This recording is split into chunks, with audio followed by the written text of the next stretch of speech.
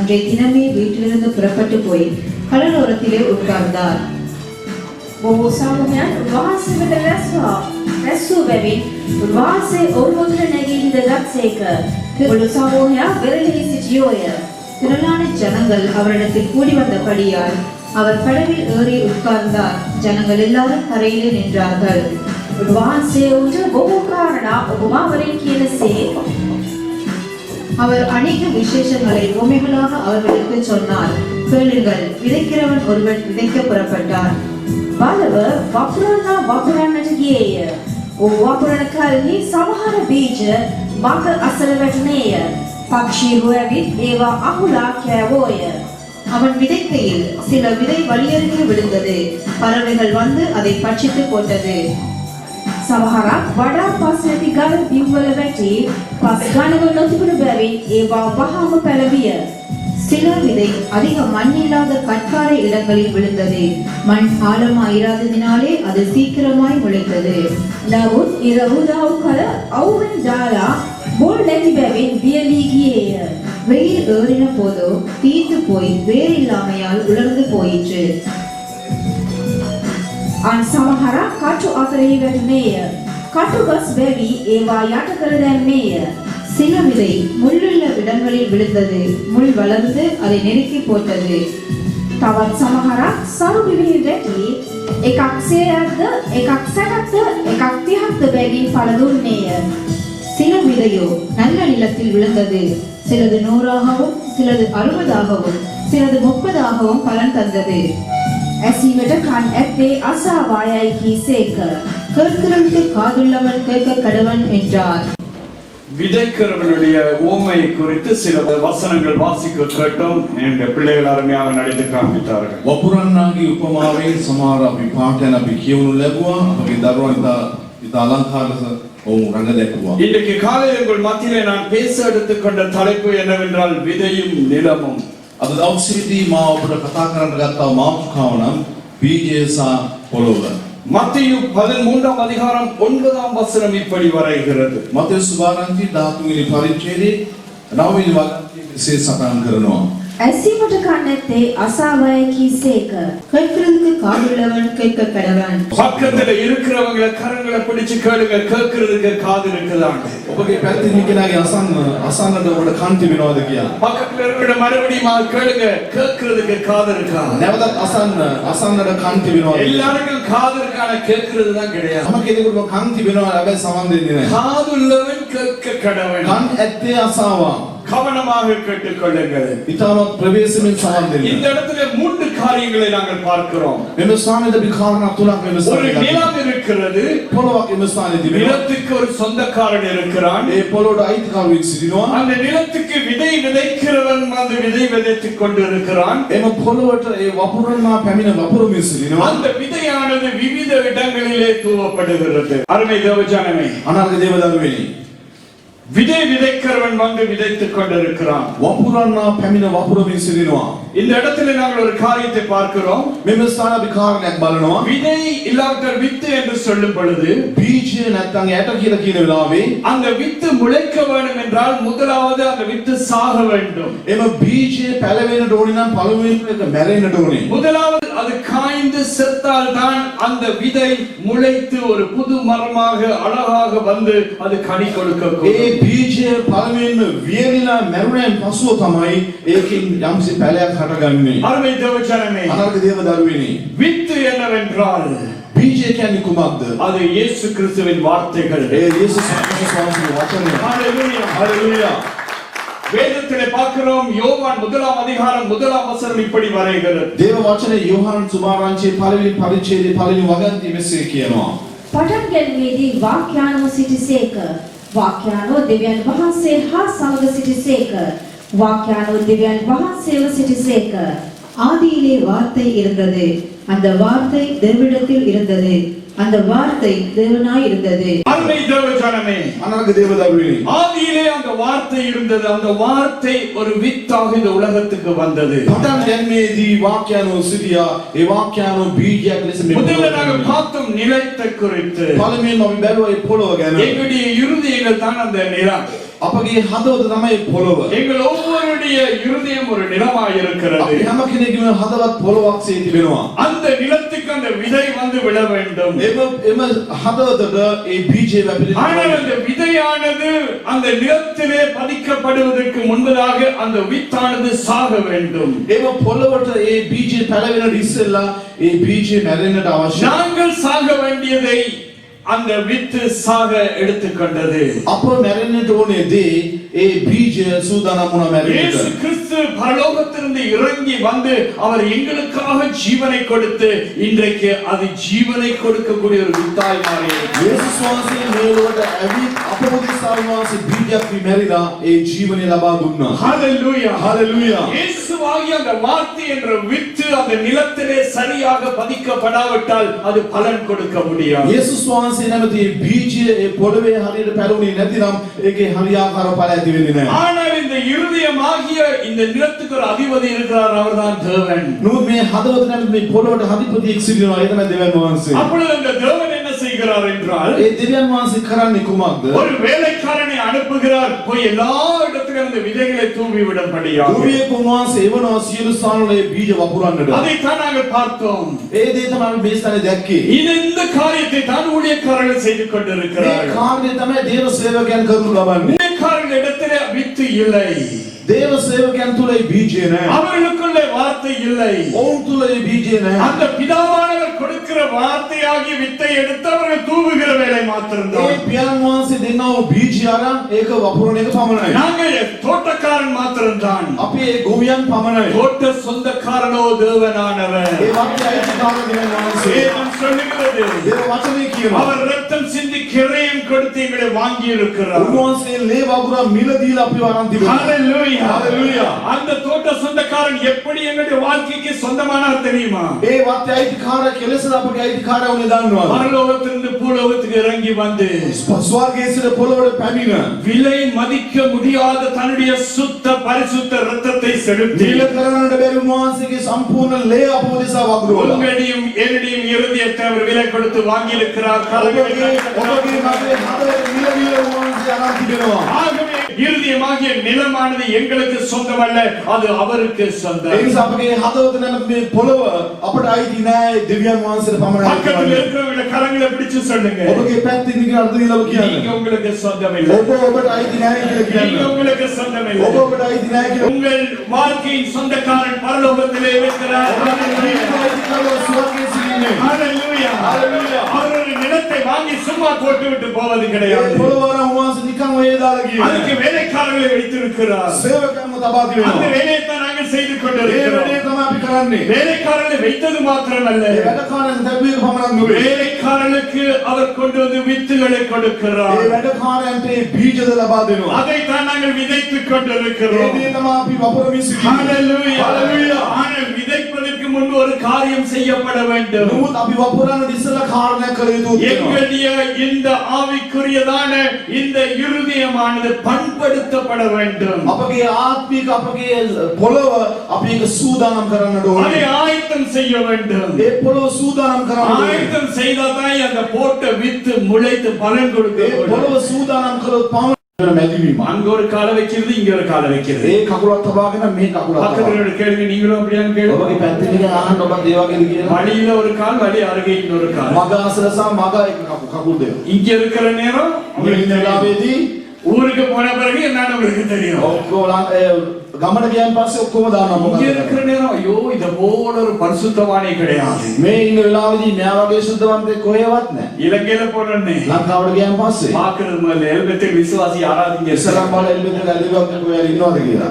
Pastor கத்தார்ல தான் இருக்கிறார். Master කතාර වල තමයි ඉන්නේ. அவர் இங்கேயா வந்து பார்க்க එයා போறாரு. මේ ඇවිල්ලාද බලන්නේ. அங்க போற நேரம் ஹalleluya, இங்க வர நேரம் அரோகரா. அவ்வளவுதான். ඒ කියන් පස්සේ හාලෙලුයා මේක බසාරෝ හොර එච්චරයි වෙන මොනවද? பக்கத்துல இருக்கிற சொல்லுங்க சக்கரதையாயிரு. පැත්තෙන් ඉගෙනාට කියන්නේ පොරසම් වෙන්න. வழி அருகே விதைக்கப்படுகிற விதைகள் அது வளருவது கிடையாது. அதை பிசாசு கொண்டு போய் விடுகிறான். මගාසල වපුරන බීජ පැලවෙන්නේ නැහැ, යක්ෂයා අරගෙන යනවා. அந்த வார்த்தைகள் எங்கள் வாழ்க்கையில கிரியை செய்வது கிடையாது. ඒ වචන අපගේ ජීවිතවල ක්‍රියා කරන්නේ නැහැ. காரணம் என்ன தெரியுமா? මොකද්ද කාරණේ? எங்களுடைய இருதயமாகிய இந்த நிலம் இன்னும் பண்படவில்லை. අපගේ හදවත නැමැති පොළොව හරියට සකස් කරලා නැහැ. இன்னும் செய்ய வேண்டிய காரியங்கள் அந்த இடத்துல செய்யப்படவில்லை. තවමත් කළ යුතු දේවල් තවම කරලා නැහැ. அருமை தேவஜனமே අනාගත දේව දරුවනි. அப்போஸ்தலர் 5ஆம் அதிகாரம் 29ஆம் வசனம் இப்படி வரைகிறது. ක්‍රියා 5 වෙනි පරිච්ඡේදයේ 29 වෙනි වගන්ති මෙලෙස සඳහන් කරනවා. ප්‍රේතස්ද ප්‍රේරිතයෝද උත්තර දෙමින් මනුෂ්‍යයන්ට වඩා දෙවියන් වහන්සේට අප විසින් කීකරු විය යුතුය. அதற்கு பேதுருவும் மற்ற அப்போஸ்தலரும் மனுஷருக்கு கீழ்ப்படிகிறதை பார்க்கிலும் தேவனுக்கு கீழ்ப்படிகிறதே அவசியமாயிருக்கும். மனைவி புருஷன் பிள்ளைகள் பாரம்பரியம் பாட்டன் பூட்டன் பூட்டிக்கு கீழ்ப்படிவதற்கு பார்க்க யாருக்கு கீழ்ப்படினுமா? தேவனுக்கு கீழ்ப்படிவது நலமாய் இருக்கும். கரங்களை தட்டி මුත්තර කීකරු වෙනට වඩා දෙවියන් වහන්සේගේ වචනයට අපි කීකරු වෙන්නට ඕනේ. மனுஷனுக்கும் பறவைகளுக்கும் கீழ்ப்படிவதை பார்க்க தெய்வத்துக்கு கீழ்ப்படிங்கள் என்று என் வேதம் அழகாக வரைகிறது. මනුෂ්‍යයන්ට පාරම්පරික දේට කීකරු වෙනට වඩා දෙවියන් වහන්සේගේ වචනයට කීකරු වෙන්නට ඕනේ. நீங்கள் ஆண்டவருக்கு கீழ்ப்படிவீர்கள் என்றால் அந்த வித்து உங்களுக்குள்ளே விதைக்கப்படுவது மாத்திரமல்ல, அது முளைத்து பலன் ඔබ கொடுக்கக்கூடியது. දෙවියන් වහන්සේට කීකරු වෙන වෙලාවෙදී වහන්සේගේ වචන ඔබගේ හදවතේ පැලවෙන එක පමණක් නොවේ. ඒකේ ඵල දරන්නට යනවා. மத்திய 13ஆம் அதிகாரம் 5ஆம் வசனம் இப்படியாக வரைகிறது. මතේ 13 වෙනි පරිච්ඡේදයේ 5 වෙනි වගන්ති මෙසේ සටහන් කරනවා. සමහරක් වඩා පස් නැති ගල් බිම්වල වැටි පස් ගණවලතු විල්බැලි ඒවා වහාම පැලවිය. சில விதை அதிக மண்ணில்லாத கற்பாறை இடங்களில் விழுந்தது. மண் ஆழமாய் இராததினாலே அது சீக்கிரமாய் விளைத்தது. ஆண்டவருடைய சில வார்த்தைகள் எங்க விழுந்ததா? கற்பாறையின் மீது. සමහර උන්වහන්සේගේ වචනයේ බීජ කොහෙද වැටුනේ? ගල් අතරේ. அப்படி என்றால் உங்களுடைய இருதயம் கல்லாய் மாறிவிட்டது. එසේනම් ඔබගේ හදවත ගල් ආකාර වෙනස් වෙලා.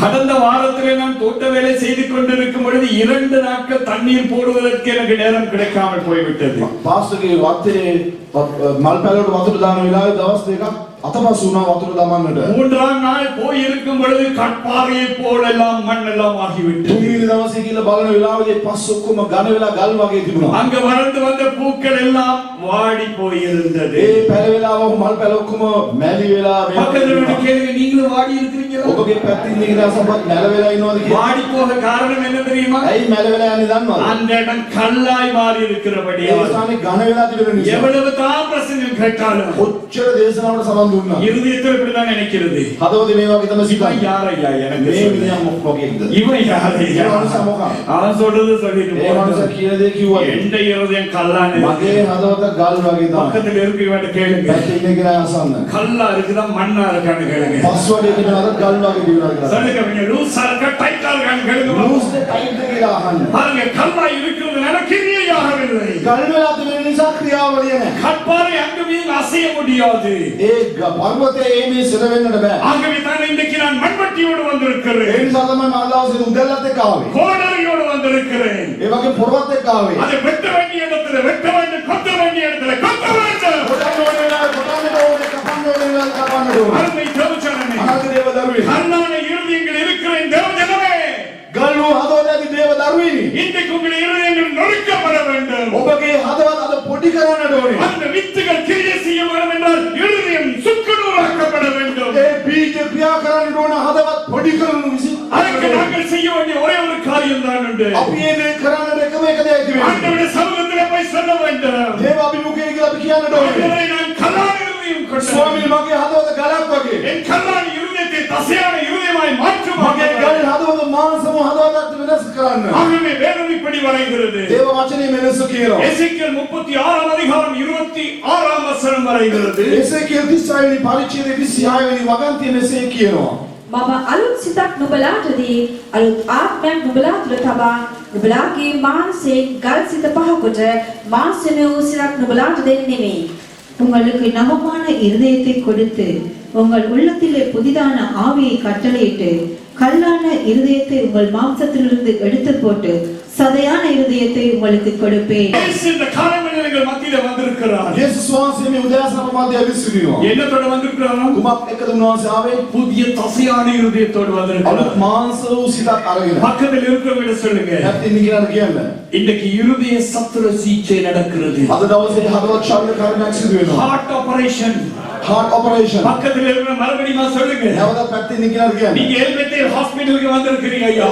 රෝහලට විසිරෙනවා. வைத்தியசாலைக்கு வந்திருக்கிறீங்க. රෝහලට විසිරෙනවා. இயேசு சுவாமி இருதயங்களோடு வந்திருக்கிறார். යේසුස් වහන්සේ හදවත් විසිරෙනවා. சொல்லுகிறார், கல்லான இருதயத்தை எடுத்து උන්වහන්සේ කියන ගල් හදවත් අරගෙන அசையான இருதயத்தை போடுவேன். මාසෝ සිතක් උන්වහන්සේ දෙනවා. ஆசையான இருதயம் எங்களுக்குள்ளே இருந்தா இந்த கேட்கிற வார்த்தைகள் உள்ளே செல்ல வேண்டும். ඒ වගේ මාසෝ සිතක් තිබෙන වෙලාවෙදී මේ අසන්න වචන ඇතුළට යයි. அருமை தேவஜனமே, அமர்ந்த தேவதாமே. இந்த தேவ செய்தியை கேட்டும் இன்னும் கல்லான இருதயத்தோடு இருப்பீர்கள் என்றால் මේ දේව පණිවිඩ අසමින් ඔබ තාමත් ගල් සිතක් වගේ සිටිනවා. பாரதூரமான ஒரு நிலவுக்குள்ளாகவே බාහිර තත්වයකට ඔබ පත් වේ. எச்சரிப்பின் வார்த்தை வந்து கொண்டிருக்கிறது. අනතුරු හැඟවීම වචන පැමිණෙනවා. எவ்வளவு நாட்கள் கேட்கிறவர்களாய் மாத்திரம் இருக்கிறீர்கள். வேதம் சொல்லுகிறது கேட்கிறவர்களாய் மாத்திரமல்ல, ஆண்டவருடைய வார்த்தைக்கு கீழ்ப்படிகிறவர்களாய் மாறுங்கள். ඔබ අසන්නෝ පමණක් නොවි උන්වහන්සේගේ වචනට කීකරු වන්නන් වෙන්න කියලා දේව වචනේ කියනවා. ஹalleluya. හalleluya. எவ்வளவு வார்த்தை கேட்டாலும் කොච්චර වචනෙට සමන් දුන්නා. அது உள்ளுக்கு போற மாதிரி தான் இருக்கு. ඇතුළට යනවා වගේ තිබෙයි. ஏன்னா காற்று அடிச்சோன்னு கொஞ்சம் மணல் வந்துச்சு மேல. කතාර වලට සුළං හමන වෙලාවෙදී ටිකක් ඒ කතාර වල වැලි පැමිණෙනවා. அந்த வித்தானது அரை இன்ச்சு உள்ளுக்கு போச்சு. ඒ බීජය අඟල් භාගයක් இந்த ඇතුළට. வெள்ளிக்கிழமை பிரசங்கம் அரை இன்ச்சு தான் போயிருக்கு. සිකුරාදා දින දේශනේ අඟල් භාගයක් ඇතුළට. ஆனா ரூமுக்கு போன உடனே කාමරේට ගියන් පස්සේ பாரம்பரியத்தை நினைக்கிறது. පාරම්පරිකව සිතනවා. ஏன் நான் இதை செய்யணும்? ඇයි මම මේක කරන්න ඕනේ? அது அப்படியே அந்த வித்து செத்து போகிறது. එසේම මේ බීජය මැරෙනවා. அந்த வித்துக்கும் பலன் இல்லை, உங்களுக்கும் பலன் இல்லை. ඒ බීජයට පළක් නැහැ, ඔබට පළක් නැහැ. இவ்வளவு விதைக்கப்பட்டது. මෙච්චර වපුරුණු ලැබුවා. கிரியை செய்யும்படியாக வித்து வருகிறது. ක්‍රියා කරන පිණිස බීජය පැමිණෙනවා. தடை யாரு தெரியுமா? බාධා කුමක්ද දන්නවද? நாங்க தான் தடையாய் இருக்கிறோம். අප තමයි බාධකයේ பக்கத்துல இருக்கிற கரங்களை தட்டி சொல்லுங்க, නිකන් තක්වත් දාලා කියනවා. இனிமேல் தடையாய் இருக்காதீர்கள். බාධකයක් වෙන්න එපා. வருகிற வார்த்தை உள்ளே வருவதாக. පැමිණෙන වචන අතට පැමිණේවා. அதே அதிகாரம் 7ஆம் வசனம் இப்படி வரைகிறது. ඒ පරිච්ඡේදයේ මහත්වෙනි වගන්ති මෙසේ කියනවා. අන් සමහරක් කටු අතරේ වැටුනේය. කටුගස් වැවි ඒවා යට කර දැම්මේය. சில விதை முள்ளுள்ள இடங்களில் விழுந்தது. முள் வளர்ந்து அதை நெருக்கி போட்டது. அப்படின்னா பிரசங்கம் கேட்ட உடனே ඒ කියන්නේ දේශනාව සාඳුන அங்க மண் இருக்கிறதுனால கொஞ்சம் வளர்ந்து வருது. පස් තිබෙන නිසා ටිකක් පැරවෙලා එනවා. ஆனாலும் முள் இருக்குகிறது.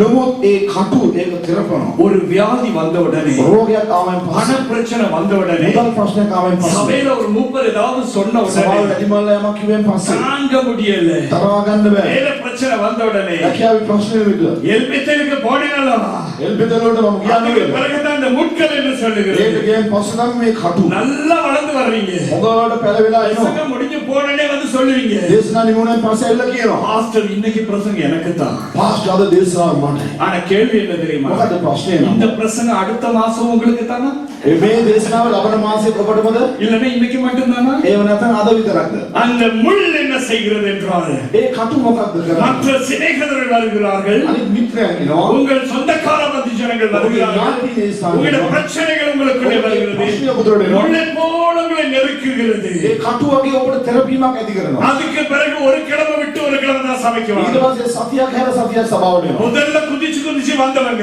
ඉස්සර උඩ බැලමන ආපු இப்ப අය நடந்து வராங்க. දැන් ඇවිදලා එනවා. முதல்ல ஒவ்வொரு வாரம் வந்தவங்க ஒரு வாரம் விட்டு ஒரு வாரம், සතිපතා පැමිණිය අය සතියක් හැර සතියක් එනවා. அடுத்த மாசம் போகிற நேரம் ඊළඟ මාසෙ එන වෙලාවට இந்த முள் இன்னும் இருக்குது. ඒ කටු තවත් තෙරපීමක් ඇති කරනවා. மாசத்துக்கு 2 முறை, මාසික දේවතාව. அதுக்கு பிறகு ඊට පස්සේ மாசத்துக்கு 1 முறை, මාසෙට එකයි. அதுக்கு பிறகு ඊට පස්සේ வருஷத்துக்கு 2 முறை. අවුරුද්දට දේවතාවයි. தமிழ்ல சொல்லுவாங்க ஆடிக்கு ஒரு முறை, அமாவாசைக்கு ஒரு முறை.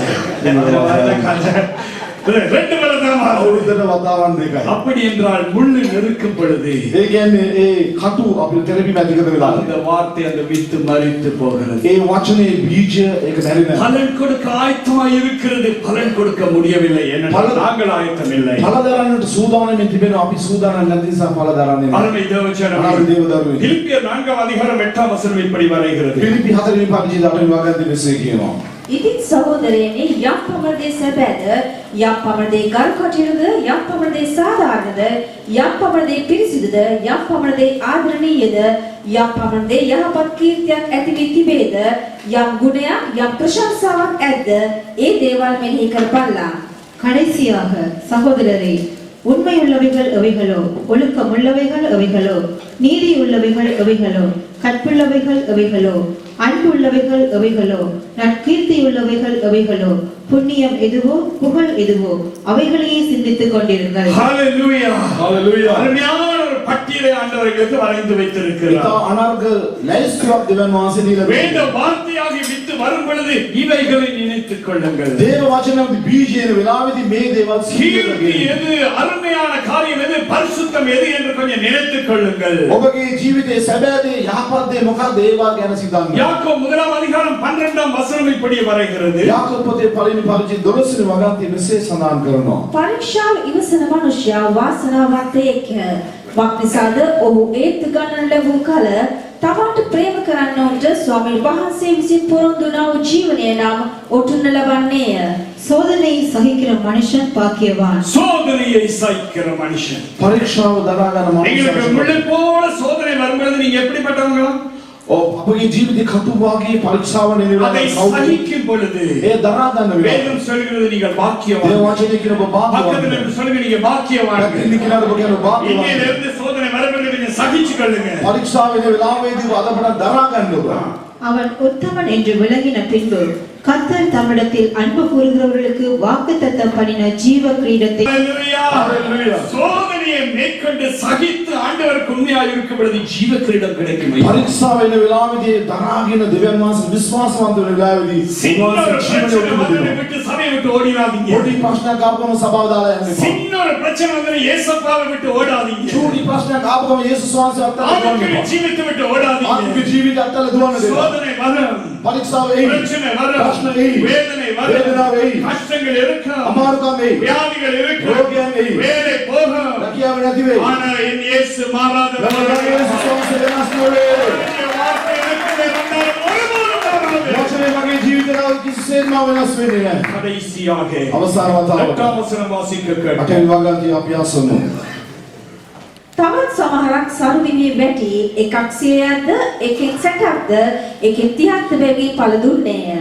சில விதையோ நல்ல நிலத்தில் விழுந்தது, சிலது 100ஆகவும் சிலது 60ஆகவும் சிலது 30ஆகவும் பலன் தந்தது. சில வேத எங்க விழுந்துச்சாம்? සමහර බීජ කොහෙද වැටුනේ? நல்ல நிலம். සරු බිමේ වැටුනේ. பக்கத்துல இருக்கிறவங்க நீங்க நல்ல நிலமா? පැත්තෙන් කියලාගේ බාහන ඔබ සරු நீங்க බිමේද? நல்ல நிலமா? ඔබ සරු බිමක්ද? நீங்க முள்ளுள்ள நிலமா? නැත්නම් කටු පොළවක්ද? இல்லாவிட்டால் கற்பாறையாக நிலமா? නැත්නම් ගල් පර්වතයක්ද? மணி ஓரத்தில் இருக்கிற நிலம். මග අසල තිබුණා அது පොළවක්ද? 100 60மாக பலன் 30மாக பலன் கொடுத்ததாம். 100ක්ද 60ක්ද 100ක්ද පළ දෙනවා. நல்ல நிலத்துல விதைச்சா மாத்திரம் போதும். සරු බිමේ වැපුරු විතරක් මදි. அது ஒரு நாள் தண்ணி போடணும். හැමදාම වතුර වක් කරන්න ඕනේ. நீர் பாய்ச்ச வேண்டும். වතුර වක් කරන්න ඕනේ. அது களைகள் அகற்றப்பட வேண்டும். ඒ වගේම වල් පැලඩ උගුලන්න ඕනේ. இடைக்கடை என்ன செய்து தெரியுமா?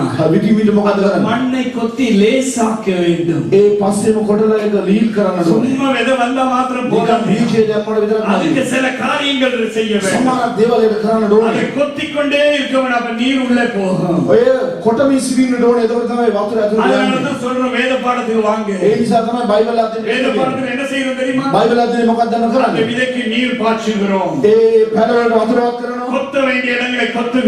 කොටන්න ඕනේ ස්ථාන කොටනවා. கப்பாத்து செய்ய வேண்டிய இடங்களை கப்பாத்து செய்கிறோம். කප්පාදු කරලා යුතු ස්ථානේ කප්පාදු அப்ப කරනවා. தாயா நல்லா வளர்ந்து 100 மறுவேளை 30 பலன் கொடுக்கும். පැලේ හොඳට පැලවිලා 30ක්ද 60ක්ද ඒ 100ද බලන්න. வாசனத்தை கேட்டால் மாத்திரம் போதாது. වචනයට සමන් දුන්නොත් විතරක් அதை මදි. தியானிக்க එය வேண்டும். මෙනෙහි කරන්න ඕනේ. ஹalleluya. ஹalleluya. அப்பதான் வார்த்தை கிரியை செய்ய එවිට ஆரம்பிக்கும். ඒ වචනේ ක්‍රියා කරන්නේ. யோவான் 15 அதிகாரம் 2 வசனம் இப்படி வரைகிறது. යෝහන් 15 වෙනි පරිච්ඡේදය දෙවෙනි වගන්තිය මෙසේ සටහන් කරනවා. ආතුලේ තිබී පළ නොදරන සියලු අතු උන්වහන්සේ පහ කරනසේක.